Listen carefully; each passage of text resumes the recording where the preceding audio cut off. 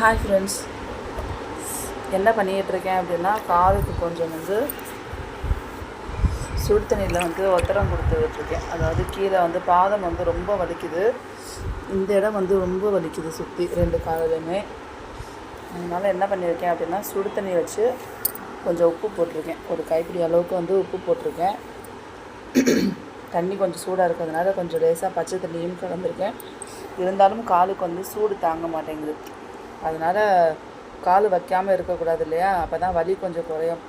கொஞ்சம் வச்சு ஆரம்பித்ததுமே இந்த இடத்துல இந்த வலி ரொம்பவே சேஞ்ச் ஆகிருச்சு, குறைஞ்சிருச்சு.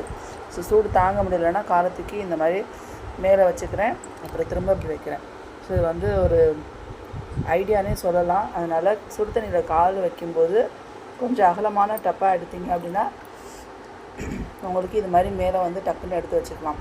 சூடு பொறுக்கலை அப்படின்னா ரொம்ப நேரம் வைக்கும்போது அந்த கண்டினியூவாக அந்த சூடு தாங்காது இல்லையா கால். பட் ஆனால் கொஞ்சம் நமக்கு வலி குறைய பச்சை தண்ணியில் கூட நீங்கள் கல் உப்பு போட்டு இது மாதிரி நீங்கள் கொஞ்ச நேரம் காலை வச்சுக்கிட்டே இருந்தோம் அப்படின்னா நமக்கு பல பிரச்சனைகள் தீர்வாகும் உடம்புல. என்னன்னு தெரில, கொஞ்ச நாள் அந்த குதிகால் ரொம்ப வலிக்குது. ஸோ டீச்சிங் ஃபீல்டில் இருந்து ரொம்ப ஸ்டாண்டிங்லேயே இருந்ததுனால அதோட எஃபெக்டாக என்னங்கிறது தெரியல. இன்றைக்கி பார்த்திங்க அப்படின்னா எனக்கு ரொம்ப வலி, கால் தூக்கி நடக்க முடியல. அதோடு தான் மார்னிங் ஃபுல்லாக எல்லா வேலையும் பார்த்தேன். ஸோ வாக்கிங் இப்போ கொஞ்ச நாளாக போயிட்டுருக்கிறதுனால இப்படி வலிக்குதா அப்படின்னு பார்த்தா அதெல்லாம் இல்லை.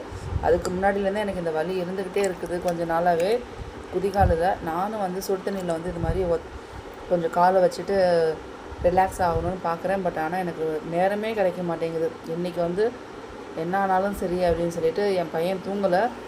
அந்த நேரத்தில் தான் என்ன பண்ணுறேன் அப்படின்னா இதை பண்ணிகிட்ருக்கேன். சாயந்தரம் 4 மணி கொஞ்சம் இப்போ நார்மல் ஆக ஆரம்பிச்சிருச்சு. லேசாக சூடு இருக்குது, இருந்தாலும் கண்டினியூவாக வைக்க முடியல. இப்போ இந்த மாதிரி வச்சோம் அப்படின்னா நமக்கு ரொம்ப சேஞ்சஸ் நல்லாவே தெரியுது.